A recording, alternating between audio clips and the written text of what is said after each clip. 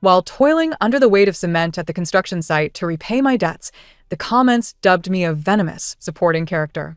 In the year when financial desperation clawed at my heels, I emulated the heroine, Su Wanwan, and boldly approached the affluent male lead, Gu Jian. The young master was simply too wealthy. Even a mere trickle from his fingers would suffice to alleviate my burdensome debts and cover my tuition fees. I was a destitute soul willing to resort to any means for the sake of money. In a bid to win the affections of this aloof young master, I masqueraded as a demure and fragile flower for an entire year. Just as I was on the brink of successfully infiltrating the affluent circle through marriage, Su Wanwan unexpectedly reappeared before Gu Jian. I presumed my pursuit had faltered, yet my debts were settled. No longer in disguise, I returned to the slums. On that fateful night of homelessness, I encountered a strategist who mistook me for the heroine and took me into his home. 1. As the chauffeur of the Gu family requested me to disembark, I sensed the disdain of Gu Jian for me. Apologies, Miss Wei, but I am not here to escort you to play chess with the young master today. The young master has arranged a birthday celebration for Miss Su Wanwan, and I am here to fetch her. The driver maintained a rather courteous demeanor. As fellow workers, I refrained from causing a scene that would put him in a difficult position. I closed the car door and declared, "Is that so? Then I shall return on my own." Truthfully, I was not entirely surprised. I had anticipated this day since Su Wanwan's appearance. However, not even partaking in a game of Go? His affection for her is profound. Gu Jian cherished the game of Go as if it were his very lifeblood, having insisted that I accompany him daily for the past 6 months. The distance from my residence was considerable, prompting him to rent an apartment for me in close proximity to the Gu estate to alleviate the inconvenience of commuting. He even arranged for a dedicated driver to transport me. Gu Jian proved to be quite the enigma, a cold and aristocratic young man, inherently aloof with lofty aspirations. His prohibitions outweighed his affections, leading a reclusive life, emotionally detached, with his sole interest being the game of Go. The heroine, Su Wanwan, was unfamiliar with the intricacies of Go. Thus, I took it upon myself to learn. I made sacrifices, reducing my part-time jobs, and immersed myself in the Go club, starting from scratch. I possess an innate aptitude for learning, quickly becoming one of the few capable of challenging him in a match. It was through this shared interest that I gained his favor. As a fellow Go enthusiast, Gu Jian found some delight in conversing with me, once expressing his thoughts during a game. At that moment, the traditional courtyard was adorned with verdant bamboo and cypress trees outside the window, and the tea room was perfumed with the gentle curling of incense. The youth, resembling cold jade, toyed with a string of agarwood beads in his hand, his dark, piercing eyes seemingly capable of unraveling the deepest recesses of one's heart. Observing a game is akin to observing a person. Aoyang on the board resembles a gambler waging all, quite unexpectedly. Indeed, I was a reckless gambler. Yet I lost. Go had been my trump card, and the moment Su Wanwan made her entrance, my year of effort unraveled. Fortunately, I still had the apartment rented by Gu Jian to call home. The comments on the live stream erupted with delight at this turn of events. This slap in the face is so satisfying. The learned one is finally being discarded. Haha. Our beloved heroine merely needs to show her face for Gu Jian's heart to be instantly captivated. This is the distinction between genuine and counterfeit. I am genuinely astounded. Look at the expression of the learned one. Is she about to concoct some mischief again? I implore the malicious supporting character to exit the stage swiftly. Spare us the disgust. I sat by the roadside, rubbing my face in exasperation. I had no time to heed the comments, for I had just received a message from my landlord. The lease on the apartment Gu Jian rented for me was expiring today. With no funds to renew, I was confronted with a dire survival dilemma. Where would I sleep tonight? I first returned to the rented room to pack my belongings, though in my impoverished state, there was little to gather. I searched for the most affordable hotels in the city and promptly abandoned the idea. Had I known this would transpire, I would have refrained from adopting the lofty pretensions of Su Wanwan. Regret washed over me for not extracting more financial support from Gu Jian. With empty pockets, I dragged my suitcase back from the bustling heart of a city to the most dilapidated slum. Strange? According to the plot, shouldn't Tiwei Liang seek out Gu Jian to garner sympathy? Where is she heading? I can't stop laughing. She doesn't think that after a few days of absence, Gu Jian will come looking for her, does she? She must be concocting something grand. The story's most nefarious antagonist surely believes that Wanwan has stolen Gu Jian and is plotting her revenge. I simply felt ravenous. When my stomach is empty, my temper tends to flare. The comments were but a cacophony in the air. I could not afford to lose my composure, as I could not even afford the cheapest inn in the slum. The map indicated a 24-hour McDonald's nearby. I followed the navigation, pulling my suitcase along, intending to rest my head on a table there for the night. Passing through a dimly lit alley, I was suddenly confronted by several hulking shadows. 5 ruffians encircled me. Ah, how did this scene manifest here? Isn't this the third female character, who is envious of Su Wanwan, hiring this band of ne'er-do-wells? Perhaps there will be a hero saving the damsel in distress soon? But Gu Jian is currently with Su Wanwan. He wouldn't be able to rush over, would he? Wei Liang deserves this. Who told her to imitate Wanwan at every turn? She brought this upon herself. That nefarious supporting character shouldn't meet such a fate. Hurry and call the police. My hunger intensified, and my irritation mounted. Yet the comments had just mentioned. Social miscreants? Do they have any prior offenses? I scrutinized the 5 thugs and suddenly spoke up. How much money do you have on you? 5 minutes later. 4 of them lay sprawled on the ground in disarray. I maintained a cold demeanor, gripping one of their necks. Haven't returned in over a year. And you no longer recognize your father? Is this your first day on the streets? What audacity to act so brazenly in my presence. I continued. When I shattered the skull of a criminal, you weren't even released yet. I collected the scattered bills into my pocket while banging his head against the wall with practiced cruelty.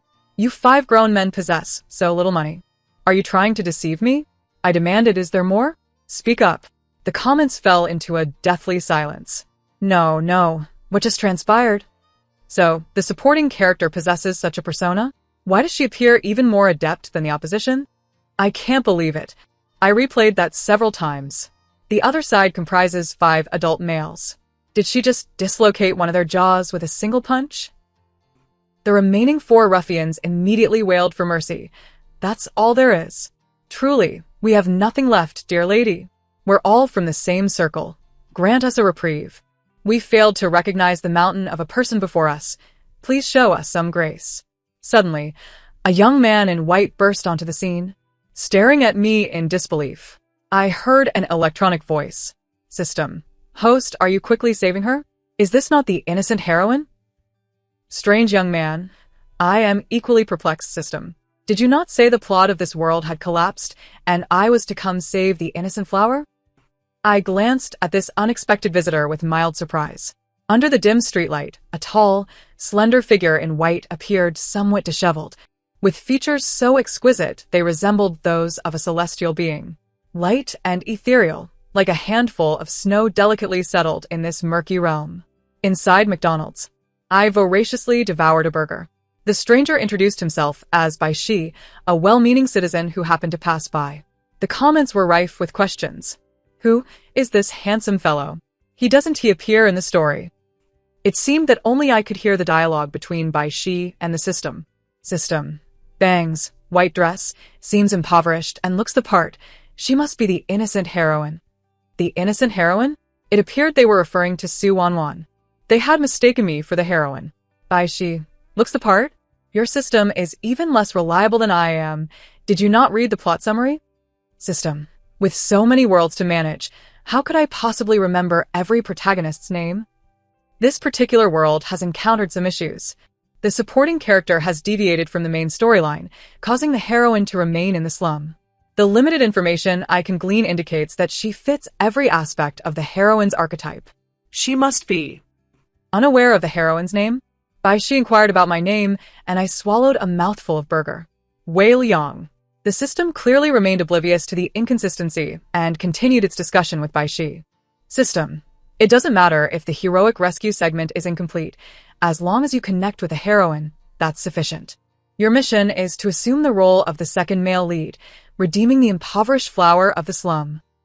I could not help but smirk, a cold laugh bubbling within me. Both Su Wanwan and I hailed from the same slum. She hails from a blissful family, a poverty-stricken student who managed to enroll in an elite private high school. Her parents, sacrificing everything, worked tirelessly to support her. Throughout her life, fortune smiled upon her, culminating in a marriage to a wealthy heir from a prestigious lineage. Yet, the most arduous fate belongs to those born in the slums. What redemption could she possibly seek? As for me, my parents never contributed a single penny. I relied on the kindness of neighbors to cover my compulsory education fees. Upon graduating from middle school, they forcibly married me off to an elderly bachelor in exchange for a dowry of 100,000. It was only when I brandished a kitchen knife in a fit of rage that I severed ties and escaped. I scrounged for loans, toiled at construction sites, and juggled various part-time jobs to earn tuition, only to be vilified in the comments as a vile antagonist. Why does no one come to redeem me? Why must all the good fortune be heaped upon Si Wanwan? Those two fools mistook the wrong person. I thought maliciously. At least I managed to enjoy a free meal at McDonald's. After our meal, Bai Shi offered to escort me home. I glanced at him and replied, "I shall sleep here tonight." Bai Shi was taken aback. "Sleep here?" I leaned against the table, my tone icy. "I have no home to return to." "System, a splendid opportunity awaits, host. You ought to take her home. It will strengthen your bond. Defeating the male lead to ascend is your additional task." I scoffed internally. Yet, in the next moment, Bai Shi pulled out his phone, tapped a few times, and turned the screen towards me. It displayed a reservation for a chain hotel. Bai Shi, how could I bring a young girl home? What kind of foolish system is this? Bai Shi flashed me a carefree smile. "The hotel is nearby. I've already paid. Just change the registration information to your own when you check in. Do you need me to escort you?" I was stunned. I stared at the order page for quite some time. I have no money left. I can't repay this. Bai Shi Gapet? Bai Shi. Oh my, there's someone poorer than me. System, this little flower of a female lead is on the brink of starvation. Hurry, provide some funds. System, no money available. Bai Shi, what? How can we redeem the female lead without funds? Can't you see she is in dire need of money? System, it's already a miracle that we managed to get you here without turning into a black household. The money for your McDonald's meal and hotel reservation was all from Huabei, by the way. Bai Shi's expression faltered. Bai Shi, this is rather embarrassing. Huabei. I was also taken aback. Isn't the system supposed to be all-powerful in novels? I thought I could exploit their funds. It turns out he is a pauper too. I returned the phone to him and pointed at the payment method on the order. You used Huabei. Then I leaned back down. Bai Shi's embarrassment didn't last long. But it's all right, he snapped his fingers. I have a way to make money.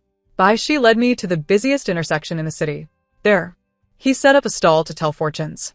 I couldn't hold back my laughter. I thought he had some great money-making scheme. But fortune-telling? Ha ha ha. Indeed. Handsome men often have eccentricities. Wei Liang sat beside him, exuding a sense of misfortune. I just came from Gu Jian and Wanwan side, where the male and female leads were hosting a lavish birthday party at a luxury hotel. Meanwhile, here we were, the malicious female antagonist and an unknown male supporting character, swatting mosquitoes at a crossroads. What a stark contrast. I also just came from next door, but something feels off. It seems different from the novel. Gu Jian appears rather aloof, frequently checking his phone. That's normal, his character is like that, and they've only just met. Soon, he'll be softened by the sunny disposition of the female lead. Wei Liang took more than half a year to play chess with him, and it wasn't too long after meeting Wanwan that he hosted a birthday party. I watched the comments with a blank expression, swatting away the mosquitoes that had settled on me. It felt like a return to square one. Regardless, I had exhausted all my options. What could I do if I couldn't ascend to that social class? I pulled out my second-hand phone to check messages. No service, your phone balance is insufficient. Huh. I glanced at the strategist beside me. Bai Shi sat calmly on a stool, exuding an air of relaxation. I couldn't help but point at the sign, 51 times? Who would pay for that? Bai Shi remained unfazed. Someone will. I just divined a fortune, and today, we definitely won't be sleeping on the streets. I couldn't maintain such composure. I had already planned to deliver takeout tomorrow. Divination? You really know how to tell fortunes? Bai Shi, I can also observe, look, isn't someone coming? The first customer was a wealthy urban lady, her attire worth more than our lives combined. She was drawn in by Bai Shi's looks. Oh. Handsome young man, can you tell fortunes? Bai Shi merely glanced at her and suddenly declared, entangled in legal disputes, plagued by mischievous spirits, my lady. Quickly check if your father has any other children. Your financial fortune will be elusive after the age of 35. The woman's expression shifted, her frivolity evaporating. Master, can you reveal more? Bai Shi sat up straighter, his demeanor cool. Your birth date and time. As Bai Shi calculated and divined, he lowered his gaze in contemplation. Seemingly transformed, the once bustling intersection slowed to a halt, as if the very air thickened with anticipation. The carefree demeanor of the youth vanished, replaced by an ethereal, detached certainty, as if destiny coalesced at his fingertips. The woman departed, profusely grateful, leaving behind a substantial sum. Wait, does he truly possess such abilities? Crowds flowed by, and several onlookers gathered, intrigued by the spectacle. Can you read my fortune too? Read mine. Wow. So accurate. Master, can I have your contact information? Bai Shi. Youthful and handsome, captivated his audience, drawing in more passers-by. The crowd thickened, forming a lengthy queue. I merely held up the payment code, too busy to focus on anything else. The earnings poured in throughout the night, and the comments flooded the screen.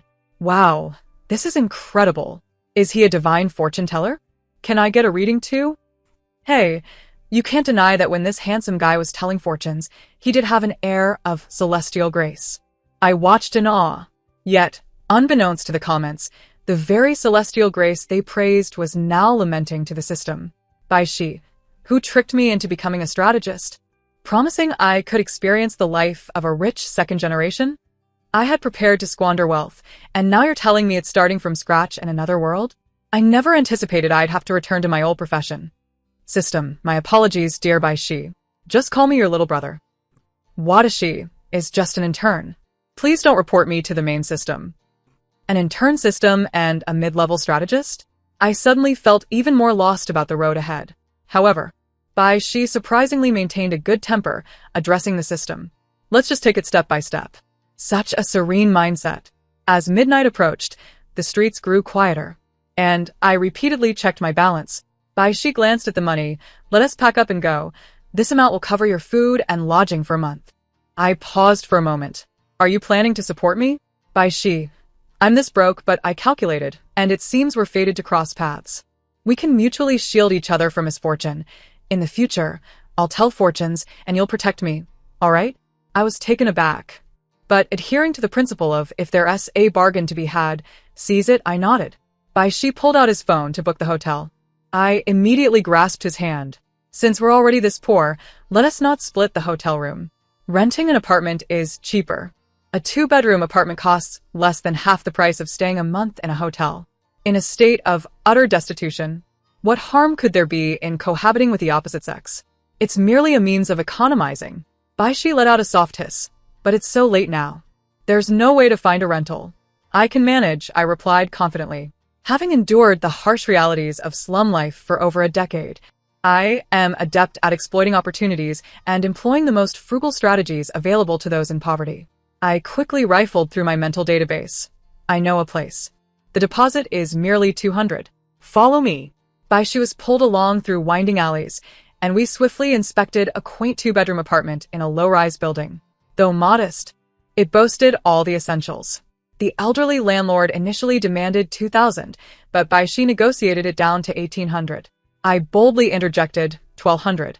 Those who dwell in poverty are often at a disadvantage. After all, I was raised in the slums. Upon signing the lease, Bai Shi admired me with a thumbs up. We would not be spending the night on the streets.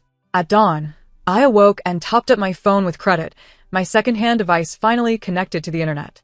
Upon opening WeChat, I noticed an unread message from Guji and one missed call. I ignored it. Instead, I opened a food delivery app and swiftly registered to become a courier. Just as I was about to head out, Bai Shi stopped me, his hair tousled and clearly just awakened by the system's summons. Don't you start school at 8? What are you doing out at 5? He inquired. Delivering food. I replied rationally, laying out my plan. I stayed up too late yesterday, and I have a 2-hour window this morning to earn some money. I intend to rise early tomorrow to assist at a breakfast shop. That would provide me with a part-time job. The school's lunch break is lengthy, allowing me to deliver food right after class, and the electric bike is quite convenient. You can manage alone. After school, I'll see if I can pick up some tutoring gigs. The only advantage of attending this dismal school is that it's filled with the affluent. Today, I'll inquire among those less academically inclined scions. Oh, heavens! The female supporting character's plight is so tragic, it feels as though her struggles surpass those of the female lead. What does her hardship have to do with her malice? We both grew up in the slums, yet she lacks the cunning that I possess.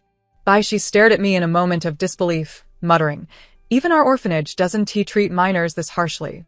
I paused, cautiously asking, "An orphanage?" She nonchalantly nodded, "Yes, I grew up in an orphanage, but don't concern yourself with part-time work. I'll find a way to manage finances." He rubbed his face, becoming more alert. "Let me calculate this. Even if you follow your plan, you won't earn more in a month than what I made from fortune-telling last night. But this income is highly unstable." The cost of living in City A is exorbitant. I have yet to secure rent, not to mention upcoming university tuition, I retorted.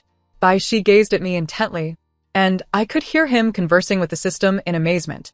How could this delicate flower have such a miserable existence? System, send her money. The system, rubbing its hands together like a fly.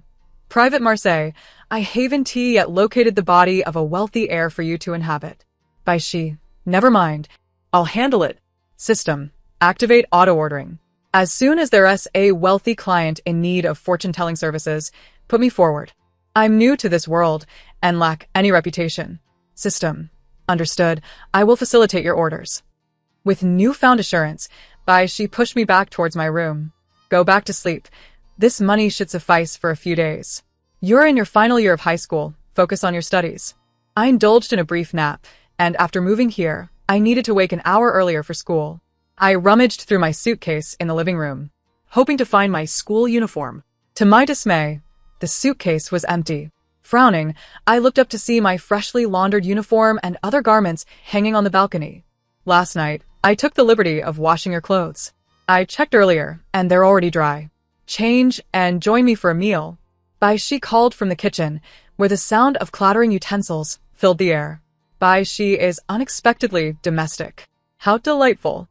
To the sisters upstairs, I understand you. What a contrast. I thought he was the disheveled type, but it turns out he can take care of others. I momentarily lost my train of thought. My own kitchen had never seen the warmth of a meal. My father, a chronic gambler and drinker, would be sound asleep in bed, forcing me to tread lightly as a child. Any noise would incite his wrath, resulting in verbal abuse or worse. I feared not the beatings but the possibility of being late.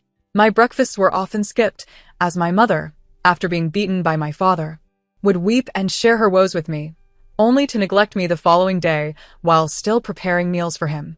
Seeing my predicament, my teacher would allow me to arrive early, sharing her breakfast with me. No one had ever cooked for me, nor did I ever learn to cook myself. As my part-time work consumed my time, I simply ate whatever was available. After changing into my uniform and heading to the bathroom to wash up, I was taken aback once more. My toothbrush and cup, which had been haphazardly tossed into my suitcase, were now neatly arranged on the sink, with paper towels placed beneath them. The sink, which I distinctly remembered being unkempt last night, had been tidied. Don't look, supporting female lead. You just want to sleep. And, she has cleaned the house. This husband material is delightful. It feels more appealing than the leads next door. I'm living here now. Once I finished washing up, she was busy serving up a meal. I initially planned to order takeout, but I miscalculated the delivery time due to this location as remoteness, he explained. You'll have to make do with this. It's just a little something to fill your stomach. He ladled out 2 bowls of plain noodles, and just as I reached for the chopsticks, she deftly handed them to me. I suddenly asked, "Are you accustomed to taking care of others?" She casually settled into a seat across from me. I was the eldest child at the orphanage, so I'm used to looking after the younger ones. To be honest, I consider myself rather lazy. I have a sister a year or 2 younger than me, and she is far more capable. He was about to take a bite when he noticed my silence and quickly apologized. "Oh, my apologies. Did I offend you? I'm just used to tidying up after the little ones. I saw your suitcase and thought to help." "It's fine. Thank you," I interjected. "But I'm not a child." She replied, "Anyone underage is still a child." I suddenly recalled the neatly arranged items on the sofa. The bag containing undergarments had been tucked away inside. This was the only thing he had not organized. I felt a twinge of embarrassment as I lowered my head to eat the noodles, but then I considered that she, having grown up in an orphanage, was accustomed to communal living and perhaps held a less rigid view of gender roles. As I slurped my noodles, I overheard she conversing with the system again. She, goodness. Someone can actually eat the food I've prepared? What kind of life has this delicate flower endured? How pitiful. I paused. I'm not picky about food. In my childhood, during the most desperate times, I would rummage through the neighbor's trash for leftover meals. Returning to school proved to be a challenge. Following the events of yesterday's birthday banquet, my peers unanimously deemed me, the former Cinderella, to be out of favor. The affluent young ladies and gentlemen eagerly fanned the flames, relishing the sight of two impoverished girls tearing at each other's hair. Rumors spread like wildfire, and they reveled in gossip about my father's gambling and drinking, fabricating tales about my mother selling herself. They mocked my past of scavenging for food from dumpsters in the slums, contrasting me unfavorably with Su Wanwan, making the disparity glaringly apparent. Many began to assert that I had usurped Su Wanwan's special admission slot. They derided me as a scheming, impoverished girl seeking to ensnare a wealthy suitor. Hurling disparaging remarks my way, I found myself intentionally isolated, as some individuals sought to make me uncomfortable. I buried myself in my studies, largely indifferent to the chaos around me. I could filter out even the loudest of comments, so these rumors hardly fazed me. However, during my lunch at the restaurant, I encountered a bit of trouble. No, to be precise, someone sought to create trouble for me. Oh no, those malicious antagonists are heading this way. These wealthy young masters and ladies often bully Wei Liang. A formidable entourage of rich boys and girls approached, their presence instantly creating a wide berth around them. The students from ordinary families who frequented the restaurant held their plates defensively, retreating at the sight of such pomp. These nobles had their exclusive dining rooms and rarely set foot in what they disdainfully referred to as the commoner's cafeteria. It was evident they were here to provoke. Wei Liang, how dare you still show your face at school? Isn't that the young lady who fancies Gu Jian? Two venomous female antagonists facing off. The young lady exaggeratedly pinched her nose. What is that foul odor? Wei Liang, I heard you enjoy scavenging for food in trash bins? Such hardship. Should we donate some money to you? I lifted my head, my expression calm. Sure. How much will you donate? The group opposite me paused. Then a raucous laughter erupted among the boys and girls. One young man scoffed. How amusing. She's actually asking for money? Another wealthy scion shot me a contemptuous glance. This kind of girl likes to feign innocence. Who knows how much she's extracted from Gu Jian and still wants more? Let's teach her a lesson, he said, seizing my plate and dousing me with its contents. I dodged quickly, avoiding a soaking of my hair, but a considerable amount of soup splattered onto my clothes. Wow. She's learned to dodge, has she? The comments were ablaze with righteous indignation. I can't believe it. I thought it was just verbal mockery. But these people are truly bullying her. ISNT this bullying? Come on, retaliate. ISNT Wei Liang supposed to be good at fighting? I want to see a thrilling story unfold. She can't fight. Can she afford the consequences? They are a bunch of wealthy kids. Squashing someone like her is as easy as stepping on an ant. What? ISNT the female antagonist speaking. I turned my head, silently glaring at the stain. My school uniform, once pristine, was now sullied beyond recognition. My meal, especially the dompa pork that I relished, had been upended. Once hunger set in, my temper would be exceedingly foul. Two boys seized me, dragging me away with my head bowed and an ominous expression. Here we were again. When I first arrived, they frequently brought me to the restroom. These privileged offspring never resorted to public violence. A few slaps, kicks, hair-pulling, and insults were all they dared. Ever since I gained access to Gu's residence through chess and climbed the social ladder with Gu Jian, they had ceased their bullying. Now, seeing me in disfavor, they were clearly intent on settling old scores alongside new grievances. Several boys blocked the door, pushing me into a corner.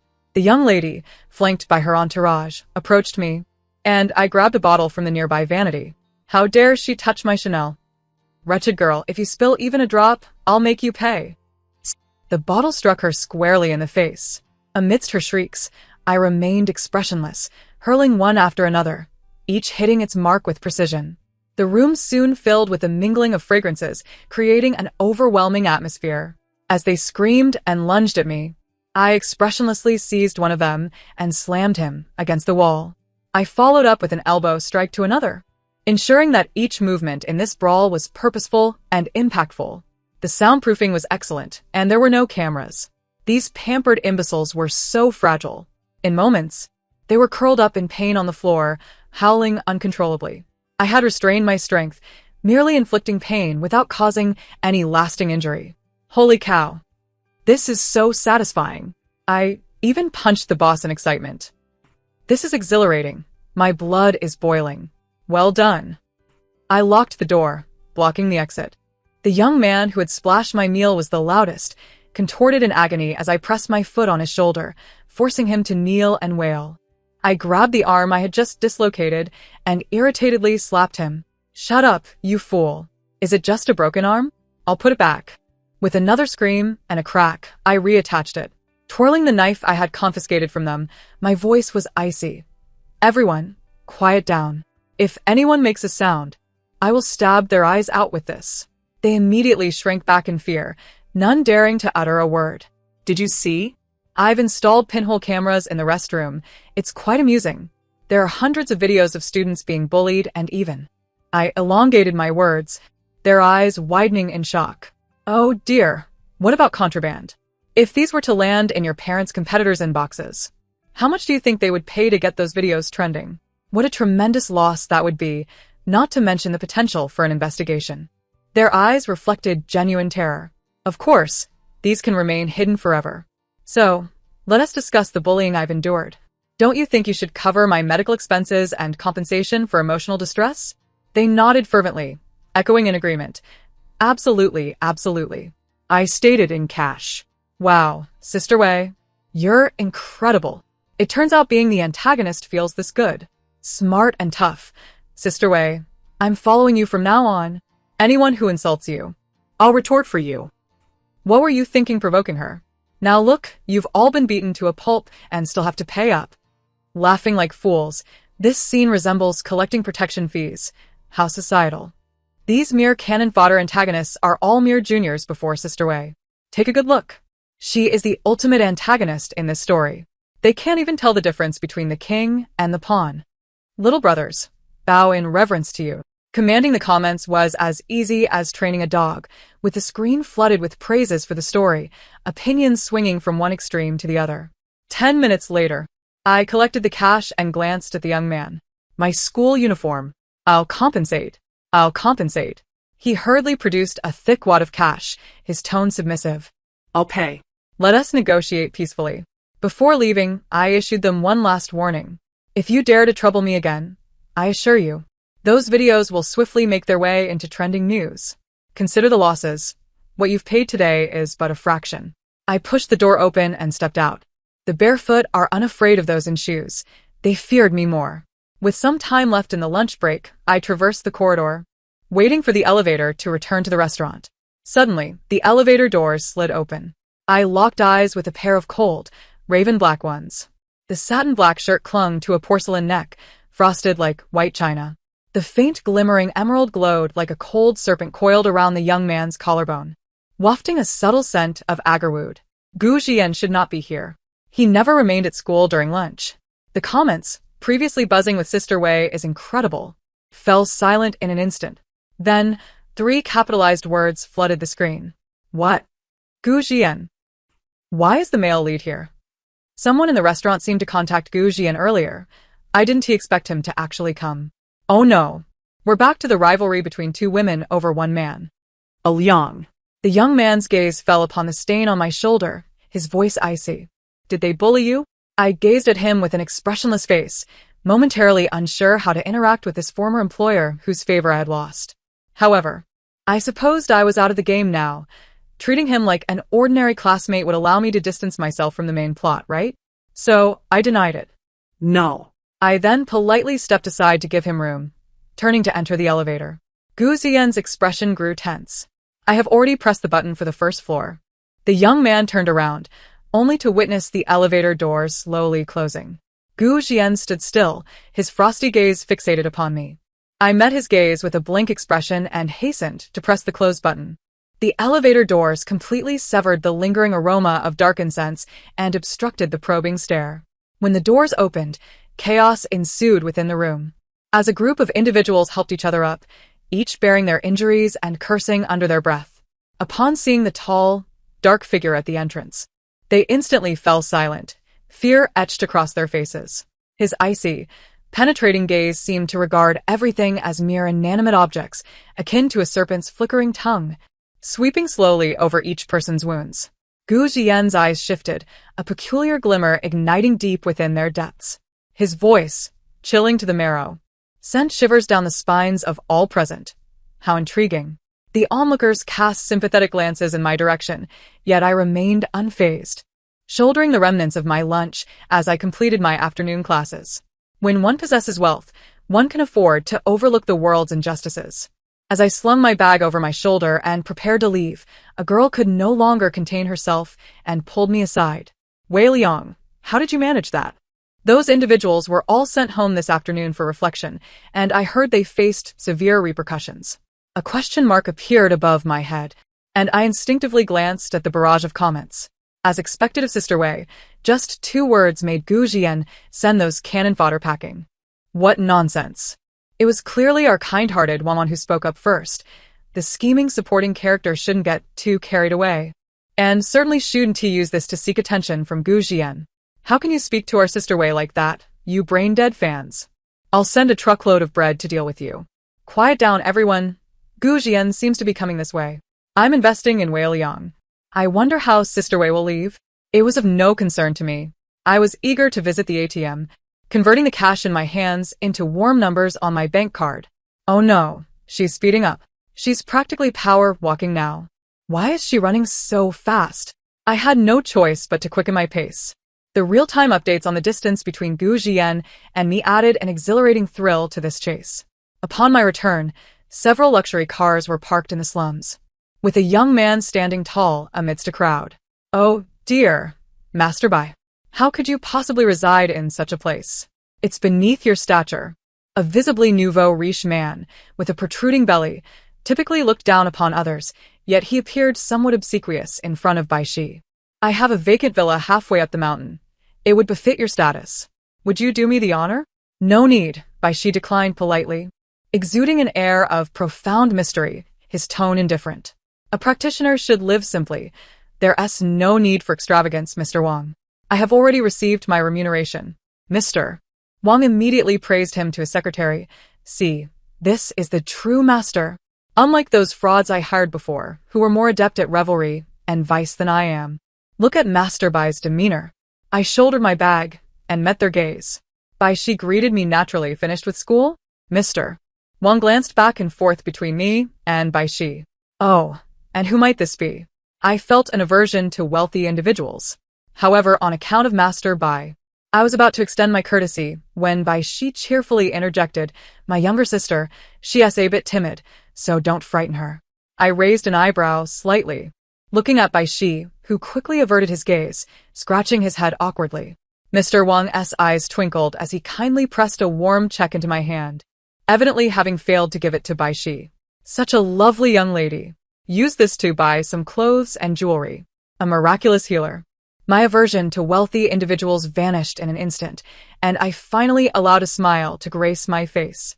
After Mr. Wang departed, I playfully elongated my tone. Brother Bai Shi. The young man shivered, a faint blush creeping onto his face. I called him again in a tone reminiscent of a delicate flower, satisfied to see him tremble once more. Bai Shi quickly bowed and pleaded, my dear, I was wrong. I was wrong. What? Don't your younger siblings call you that? Bai Shi replied, well, they either call me little brother Bai or brother Shi. Those slightly older would address him directly by name, lacking any semblance of respect. Perhaps it was due to his unusually good-natured disposition and carefree attitude. I regarded him thoughtfully, giving a soft "oh." Little Bai. Quite endearing. I raised the check. Then why didn't he, Master Bai, stop me from accepting it? Bai Shi shrugged nonchalantly. I can only take what is rightfully mine. Anything beyond that would create an unjust connection. Just because I cannot accept it doesn't mean you cannot. He flashed me a mischievous smile, devoid of the earlier ethereal demeanor. If it's given to you, it counts as a gift. As the young man's gaze swept over the stains on my school uniform, his cheerful tone faltered. He then casually draped his arm over my shoulder. My body stiffened. Bai Shi, seemingly oblivious to the difference between genders, casually led me outside, brandishing his mobile banking app, showcasing a long string of numbers. Do you believe me now? This should cover your tuition and living expenses. You won't need to work anymore. He then cast a discreet glance at my school uniform, suggesting nonchalantly, now that we have money, if you're unhappy with your current school, we can change to another. I turned my head to look at him. Bai Shi seemed a bit anxious. The gentle glow of the setting sun caressed the young man's snow-white brows and eyes. A delightful itch stirred within me, as if something warm unfurled in my chest, flowing through my limbs. I composed myself, recalling the protection fees I had collected from the affluent gentlemen and ladies earlier that day. Each one was both wicked and foolish, yet wealthy. This place was indeed a treasure trove. It would be impossible to feel this justified elsewhere, profiting while ridding the world of its evils. No need to change. This place is quite nice. Upon hearing my words, Bai Shi ceased to press the issue, for the system was intervening. System. Brother Shi, you violated protocol earlier. You cannot lead the female protagonist away from key plot points. Bai Shi, did you not see her being bullied? System. That's precisely the scenario requiring the male lead to save the damsel in distress. How else would the romantic subplot develop? Bai Shi, you allowed a young girl to wear a dirty school uniform all day. You systems and the male lead are utterly useless. Truly disappointing. Bai Shi and the system engaged in a fervent debate for a while, quickening our pace. Let us go buy some things. I should get you a few new clothes. Your wardrobe is far too sparse. I declined, explaining that the few pieces I owned were purchased out of desperation, imitating Su Wanwan's style, and I had worn them in front of Gu Jian for an entire year. Whenever he found my attire unsatisfactory, he would gift me clothing, the cheapest of which was still from a luxury brand. I had sold them through various means, and when Gu Jian inquired, I claimed I had lost them, continuing to flaunt my inexpensive clothing before him. Now, with no need to curry favor with young Master Gu, I had no intention of spending money on clothes. Every penny saved counted. Upon hearing this, Bai Shi nodded. Oh, then could you help me look for clothes? I only have this outfit and I can't change. His request was difficult to refuse, and I had no desire to do so. Pretending to be a sunny flower in front of Gu Jian felt disingenuous. The Gu family as steward privately praised me for my tact, expressing warmth without prying into matters, never overstepping boundaries. However, I must confess that I possess little interest in Gu Jian's personal affairs. I find myself too indifferent to inquire further. Yet, I am quite captivated by Bai Shi's matters. On our journey, I inquired how he managed to command the obedience of that boss Wang. As I anticipated, Bai Shi indeed has a slightly boastful disposition, recounting tales that, while not particularly dramatic, were rather verbose. It appears that affluent business owners, the wealthier they become, the more they believe in the significance of feng shui, especially when domestic issues arise. What followed was akin to a narrative from a novel, featuring an elusive master striking back with stunning prowess, leaving onlookers in awe, kneeling and beseeching for salvation. Resting my chin on my hand, I observed the exuberant individual, whose tale seemed ready to soar heavenward, with considerable interest. His expression was more vibrant and animated than the tale itself, with a hint of pride evident in his slightly elevated chin and a lock of hair swaying gently above his head. Such a lively character. I found the discourse entertaining and timely offered my input, as this little fellow could continue his cheerful soliloquy indefinitely. This was my first experience venturing out with someone, filled with laughter and conversation, a bit reminiscent of a date. Then, I hung up on the call from the Gu family's driver. Upon disembarking, I was taken aback by our destination. One cannot be so extravagant merely because of wealth. Bai Shi had precisely chosen the most bustling commercial district of City A, where every inch is precious and prices soar. Before I could voice my objections, he had already pulled me inside. I have no discerning taste. Please help me choose, he remarked. I replied. The story dragged me into scenes devoid of anything you could wear. A cursory glance confirmed this. The entire floor was devoted to women's clothing. Bai Shi, unfazed by the potential embarrassment, boldly stated, "As long as you can wear it, let us get you changed first." I surmised he must have searched for the shopping paradise adored by girls, having yet to realize the misalignment upon seeing the opulent and beautifully adorned storefronts. As we entered, we were enveloped by the energetic beats of Blackpink and a dazzling array of exquisite garments, as if our souls were undergoing a cleansing. Young, fashionable girls flitted about like vibrant butterflies amidst a garden of colors. She was visibly taken aback. This straight fellow had clearly never encountered such a scene. He instinctively stepped back, wanting to retreat, but upon catching sight of me, he hesitated. She appeared slightly flustered, nervously inquiring which section of clothing I preferred, or if there were styles I disliked. It was rare to see someone so adept become awkwardly flustered, and I relished the sight. Thus, I intentionally replied, "I have no dislikes. Everything is fine."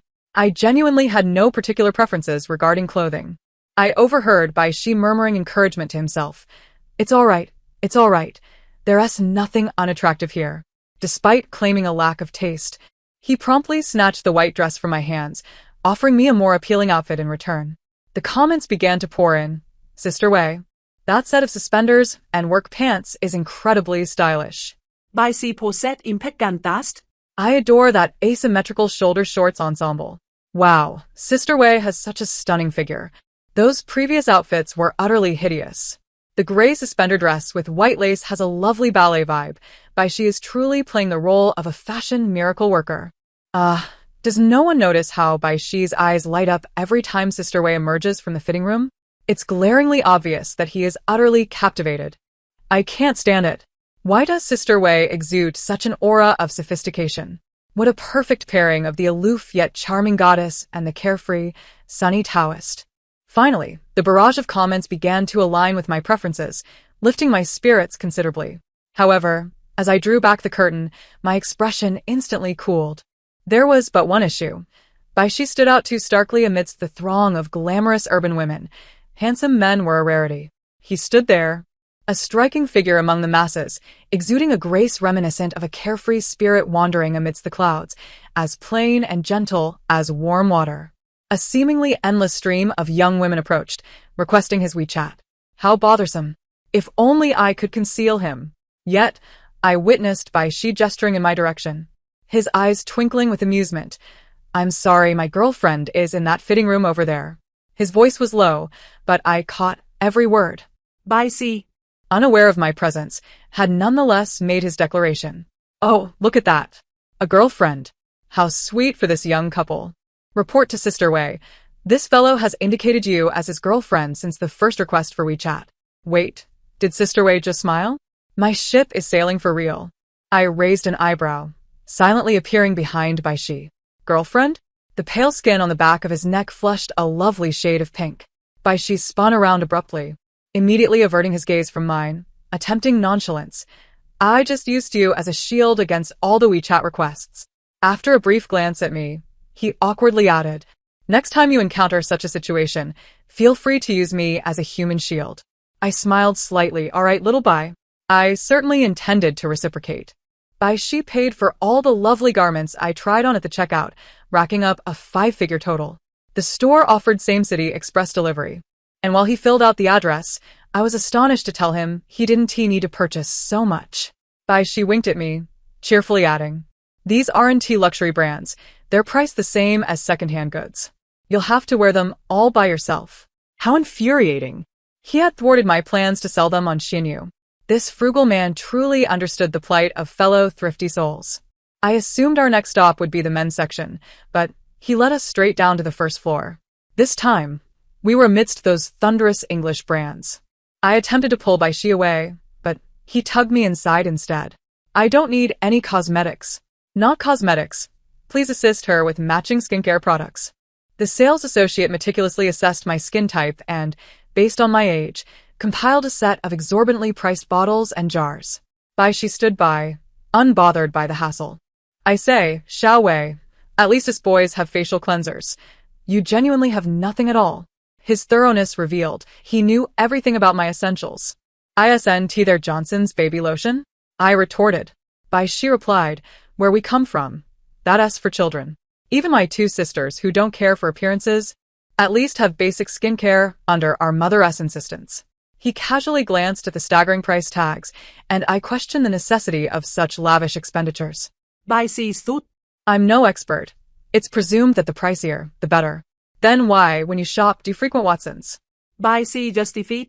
Girls should be well taken care of. As a man, I need only the essentials. I can't take it anymore. How can I fall for someone like this? With Baishi around, who needs a male lead? Wow, so many viewers are tuning in, all here to watch this young couple shopping. I can't handle it. Baishi exudes such a strong husband vibe. This segment feels like an old couple shopping together, earnestly discussing what else the home needs. Gentlemen keep their distance from the kitchen, yet modern youth seem to have distanced themselves from it too. Baishi, however, was a different breed. I assumed he merely needed oil and vinegar, yet he meticulously selected each brand of soy sauce and cooking wine. He even picked out an optimal spatula. And when we reached the household goods section, he produced a pre-prepared list. Leaning against a nearby shelf, I impatiently hung up on yet another incoming call. While shopping, the driver had called multiple times, and the remainder were from Gujian. I had long set my phone to silent, and now I resolved to shut it off entirely. Raising my gaze, I spotted Baishi in his white attire and instinctively softened my tone. How come you seem so experienced? Bài si. Engrossed in comparing fabric compositions for bed linens, did not lift his head. I often accompany Uncle Lee and Aunt Zhang on their shopping trips, she said. The Welfare Institute has a large population and substantial consumption. I have garnered some experience in purchasing quality items within a limited budget. I inquired, how is life there? Baishi's expression turned nostalgic as she smiled gently. It's quite good. As we exited the shopping mall, the vibrant lights dimmed beneath the night sky, leading us to a bustling night market filled with culinary delights. We paused in front of a stall selling grilled cold noodles, exchanging a glance. The summer night breeze was cool, and the conversation shifted to her upbringing. Baishi had initially grown up in a mountain temple, orphaned and alone. Her masters imparted various teachings, and it seemed she possessed an innate understanding of the craft, absorbing knowledge merely by listening. As she matured, she was formally accepted as a disciple by her master. When I was 10, I followed my masters down the mountain for training. Being a child, I was drawn to the excitement and got separated from them, she recounted. I ended up fortune-telling and was taken in by the director of the Spring Welfare Institute, affectionately known as Mama Chun. After a few days, my master came to retrieve me. He calculated my fate and provided funds for my education, insisting that I should not become estranged from society. For me, it was simply a transition from the mountains to the valley, and Mama Chun was far better at caring for children than my unreliable masters. I grew to prefer the Spring Welfare Institute. It was my turn to share my story, but I hesitated. My childhood was even more dismal than that of an orphan. Speaking of it would only elicit discomfort from those who had known a blissful upbringing, and I could effortlessly evoke tears from my audience without embellishment. The gentle breeze of the night made me reluctant to delve into those dark memories. So, I persisted in questioning her. Do you return to the temple often? I visit every year, mostly during the summer as it's cooler in the mountains. Every summer, several little ones accompany me back to the temple, where they are trained in Tai Chi by my masters. Listening to her, I felt a pang of envy and couldn't help but interject. I want to go too. Baishi turned to me, her eyes shimmering like rippling waters. With a smile that melted the chill of spring, she promised, next time, I will definitely take you. In the busy streets under the orange glow of the streetlights, a guitarist played a tune that resonated with the lyrics. I do not love the mundane world, only your enchanting gaze. In that intimate melody, I could hear the pounding of my own heartbeat, loud and clear. Upon returning to our rented apartment, Baishi had already taken the initiative to organize the new purchases. As I prepared for my evening routine, I noticed the jars and bottles had already been unpacked neatly. Baishi was in the process of washing the newly acquired bedding and clothes when I casually glanced up while searching for a towel. The balcony was illuminated by a bright bulb, and I saw the young man engrossed in scrubbing the stained school uniform. Behind him loomed an engulfing darkness. As a child, I had feared the night, which brought not only darkness, but also the sound of my father's liquor bottles. Growing up alone, I found little solace in the night, which was filled with the flicker of distant lights and the aroma of food wafting through the window. Later, during my time with Gu Jian, the nights in Gu's residence were suffocatingly silent, heavy enough to break the spine of the most destitute. Yet now the young man clad in white, standing there, exuded an unexpected sense of stability and comfort. The online comments continued to praise Bai Shi, while I simply watched him. This was the 24th hour since I had encountered Bai Shi.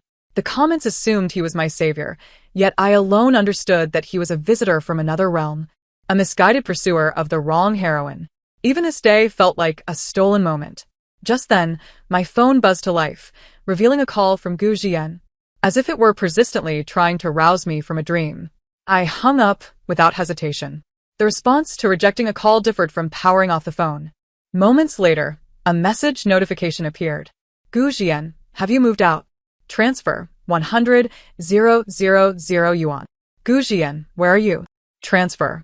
I opened WeChat to find a dozen missed calls. I then navigated to settings and logged out. I no longer required the money.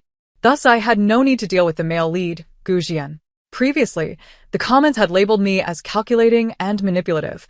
Now, the tone had shifted. Ha ha ha. Is the male lead still calling? The supporting character has run away. Your wife doesn't want you anymore. To the fan above. Do not drag my Wei Jia and Master Bai into your disputes. Warning issued. I have already checked into the Weibo super topic countering by Wei Sheng. Come join me. During my shower, I unexpectedly got my period, a shocking turn of events, and I realized I had no sanitary pads. I called out to Bai Shi through the door. He promptly arrived. There should be some at the supermarket downstairs. Don't bother with delivery, I'll go buy them. I heard the jingle of keys as he left. Bai Shi returned swiftly, hanging a plastic bag on the bathroom doorknob. He called out that he would enter his room, then closed the door behind him. I brought the bag inside. It was filled with every necessity, both day and night supplies, even in a transparent plastic bag. He had carried it all back. When I emerged after changing, Bai Shi had made a cup of brown sugar water and handed me a pack of heating pads. Here, Drink this and get some rest. it was just a little something I picked up, he said. I took it, a teasing smile on my lips as I gazed at him. You seem quite proficient. How many girlfriends have you had? Bai Shi scratched his head. I've never had one. Yet, he was incredibly attentive, particularly regarding feminine hygiene products, which many men tend to shy away from as if they were tainted. Bai Shi looked puzzled. Is there really a fundamental difference between sanitary pads and toilet paper? Aren't they both everyday consumables? Sanitary pads were on the shopping list. You should know that the number of day and night supplies differs. The daytime ones need to be double. Brown sugar water? We supply it every day. Some find it quite soothing. Heating pads are a common staple. I inhaled deeply, sincerely expressing, I truly wish to visit your place. Bai Shi replied with enthusiasm. It's quite lively there. You can definitely come to play. We often lack volunteers. Not volunteers. Just let me do the work while you enjoy a few days of being cared for.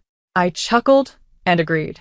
However, as I turned away, my smile slowly faded. How could I possibly visit the place where you grew up, separated by two worlds?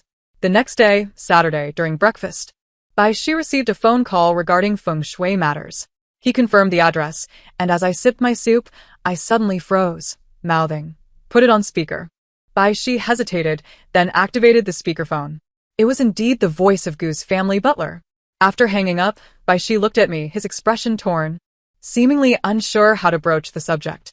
The current situation was that I was aware they were pursuing a strategy, while they knew the plot but were oblivious to my knowledge. System.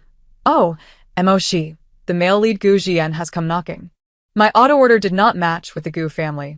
There's a 50-50 chance that there's a genuine feng shui issue at the Gu residence. And the other half is that he has come to confront you since you've effectively taken the heroine away. I was in a separate dimension. The system and comments did not communicate with one another, and both the system and Bai Shi were unaware of my role as the supporting character. Bai Shi, a banquet of intrigue. Gu Jian was indeed peculiar. His family's feng shui was quite good. What could have gone wrong that led him to Bai Shi so quickly? Moreover, this young master had an unpredictable temperament.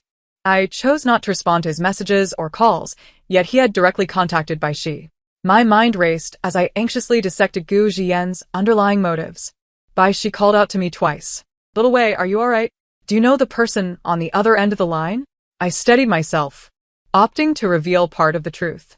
Remove the elements of visible bullet comments and the deliberate approach to Gu Jian.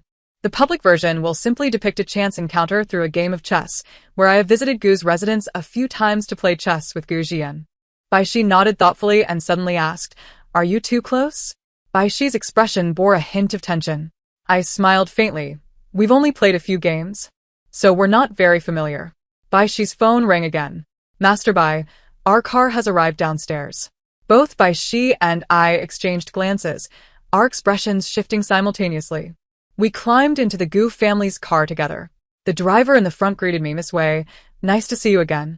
It was evident that he was brimming with curiosity, eager to ask something, yet constrained by the presence of the composed butler beside him. The butler turned to acknowledge me, furrowing his brow as he glanced at the disheveled environment outside the window. His words inadvertently hinted at the familiarity between Gu Jian and me. "Miss Wei, this place hardly befits your status. Wasn't the apartment the young master rented for you satisfactory?" I offered a slight smile, retorting succinctly, "I couldn't afford to renew the lease." The butler fell silent, then redirected his inquiries towards Baishi, subtly probing for information. I cast a sidelong glance at Baishi, who was engrossed in questioning about the events at Gu's residence.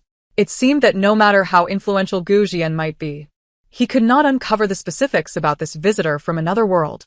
The luxury car drove through the gates and halted before a private garden. Upon stepping out, Baishi couldn't help but exclaim, "Ah, a dragon vein. The feng shui here is quite prosperous." The butler respectfully stepped aside. "Master, you flatter me, but it is merely the legacy of our ancestors."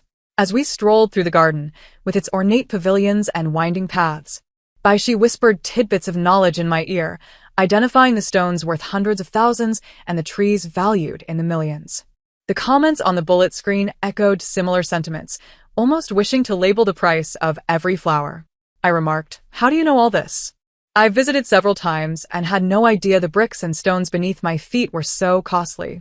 Baishi replied, "The more you visit, the more they showcase." Two impoverished souls exchanged knowing glances and simultaneously cursed. This is truly a money pit.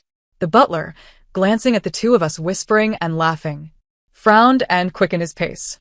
Deep within the garden, behind a thicket of bamboo and cypress, stood a cool, aloof youth. The emerald jade pendant on his chest glimmered with a captivating glow, while his dark attire shimmered like flowing water, exuding an indescribable air of nobility. He gazed towards us from a distance. At that moment, I had my arm around Baishi, sharing whispers. Gu Jian's expression suddenly darkened. As we approached, I noticed a girl standing beside him, a genuine embodiment of the delicate, innocent heroine, Su Wanwan, with her straight bangs and white dress. I was aware of her presence, which was precisely why I insisted on accompanying Baishi. I lowered my gaze, concealing the dark, unmentionable thoughts within. Su Wanwan bounded down the steps, cheerfully taking my hand. "Wei Liang, I waited for you on my birthday. Why didn't you come? Did something happen?" Wanwan is so adorable. Even though the supporting character grew up together with her, she isn't angry at all and is so concerned about her. The system, unable to see the bullet comments, directly interjected, "The supporting character is truly strong." Undoubtedly, she was the quintessential innocent heroine, radiating warmth and charm far beyond my forced demeanor. Growing up in the same impoverished neighborhood, I had been sullen and violent, while Su Wanwan was bright and lively, drawing far more affection than I ever did. However, I no longer sought to win over Gu Jian.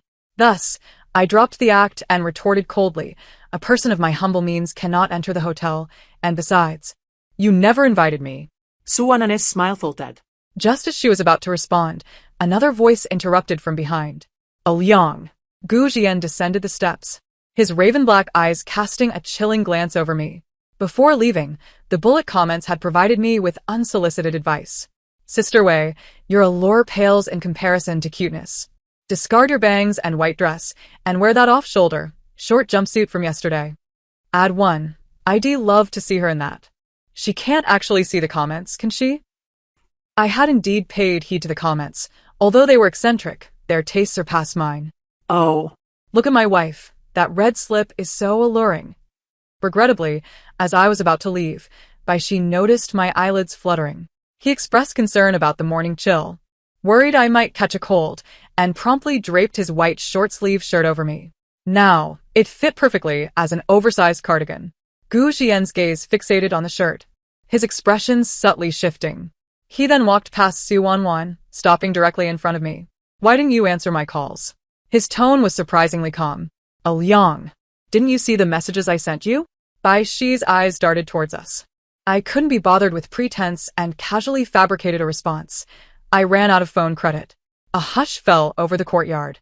Gu Xian let out a laugh from deep within, staring at me intently for a long moment. Bai Shi instinctively positioned himself in front of me. Only then did Gu Xian seem to notice Bai Shi. His tone took on an unusual quality. You are Master Bai Shi? His gaze was akin to that of a child discovering a new toy. Bai Shi frowned slightly and got straight to the point. Young Master Gu, if there are any supernatural disturbances at home, please lead me to inspect. Gu Xian replied, Zhaobo. The butler nodded at us and gestured for us to follow. Master, Please come this way. I had taken only a few steps when I was halted. I cast a cold glance at the butler, tightening my grip on Bai Shi's arm, reiterating firmly, we are together.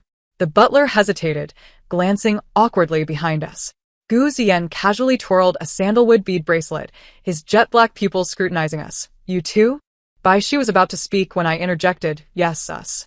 I met his gaze resolutely, enunciating clearly, young Master Gu, Bai Shi is my boyfriend. Seizing the opportunity, I pulled the person beside me even closer. I was so delighted that I couldn't help but laugh. Gu Xian's fingers paused in their twirling motion. Oh my, this is my boyfriend. Are you satisfied now, Sister Wei? A love triangle is about to unfold. I'm dying of laughter. The expressions of these four are simply priceless. He looks at her, she looks at him, and he looks at her, each lost in their own thoughts. Haha. Bai Shi is so stiff he can barely move. Haha. Our pure little white flower. They've both acknowledged their relationship. How can they not be considered together? Bai Shi stiffened, and I naturally took the chance to lean closer. My lips nearly brushed against his fair jawline, my voice barely above a whisper. You said it. So block it. Bai Shi. The young man's fingers clenched tightly, his voice trembling. I can. System. Bai Shi? You seem to have a fever. The faces of both Bai Shi and Gu Xian turned contrasting shades, one pale, one flushed. Gu Xian's voice was icy. Boyfriend? The youth's tone was unnervingly calm. Liang. Isn't this considered early romance? Where do you get the audacity to comment on mine? I shrugged, playing the rogue. Indeed. So why not report it to the teacher? Gu Xian. Report to the teacher? Haha, what elementary school behavior. I adore Sister Wei, our little toxic flower. The butler, having honed his craft in the Gu household, noticed the young masteress' displeasure and stepped forward to mediate. Miss Wei, it seems I overheard that you are not feeling well. We are heading to the ancestral hall, and it is a rule that women experiencing their monthly cycle are not permitted to enter. I regret to inform you that entry is not allowed. Just a moment. Bai Shi interjected, her expression one of shock, as if she were witnessing a remnant of an archaic Qing dynasty. Is it possible that such a grand estate as yours could be vanquished by something as trivial as menstrual blood? The butler's countenance shifted dramatically. Master Bai, how can you speak of such filth? Bai Shi retorted, what is filthy about it? I just consulted DeepSeek, which encourages you to join the menstruation destigmatization movement. At 60, one is in the prime of their life. The crowd erupted with laughter, and Bai Shi's wit was not lost on them. The butler, despite his years of experience, attempted to salvage his dignity. Master Bai, the rules are clear. Women on their period are not allowed to offer incense in the temple, especially in the esteemed Gu family ancestral hall. Bai Shi clicked her tongue, her tone laced with skepticism. Who told you such nonsense? No temple or Taoist shrine with a thriving incense trade has such a rule. Surely, the place you are visiting is legitimate, isn't it? Even the most dilapidated temple does not shun menstruation, and with your family's abundant dragon energy, what is there to fear? Before she could finish, the comments section erupted in a frenzy. Master, this is the true master. Which places dare to declare menstrual blood as unclean? Bai is truly well-versed. This man is simply too righteous. Has anyone noticed Bai Shi has entered battle mode? Boss Wang is far more superstitious than the butler. Bai Shi is simply enlightening them without being overly aggressive. All right, you lad, The moment you stepped into the enemy's abode, you seem to have forgotten about earning money. Indeed, the master is quite an expert, Gu Jian remarked nonchalantly, a smile gracing his lips. The older generation tends to cling to superstitions, but it's better to believe in the possibility of malevolent spirits. Let us have Aoyang stay with me for a while. No. I don't feel there is anything to reminisce about. Aoyang. The young man interrupted me with a grin. Just a couple of days ago, my uncle and aunt visited me. The subsequent revelation sent chills down my spine. They appear to be looking for you. In an instant, I felt as if my blood had frozen. My arms fell limply at my sides. I heard myself say, Xiao Bai, you should go ahead. Bai Si, Bui. Was led away by the butler. Gu Jian smiled faintly, casting a fleeting glance at Su Wanwan. Su Wanwan immediately brightened, approaching Bai Shi with a radiant smile. Master Bai, I witnessed the events at the ancestral hall last night. I'd like to join you. It would be a splendid opportunity to learn. You are only a few years older than me, and yet you wield such prowess?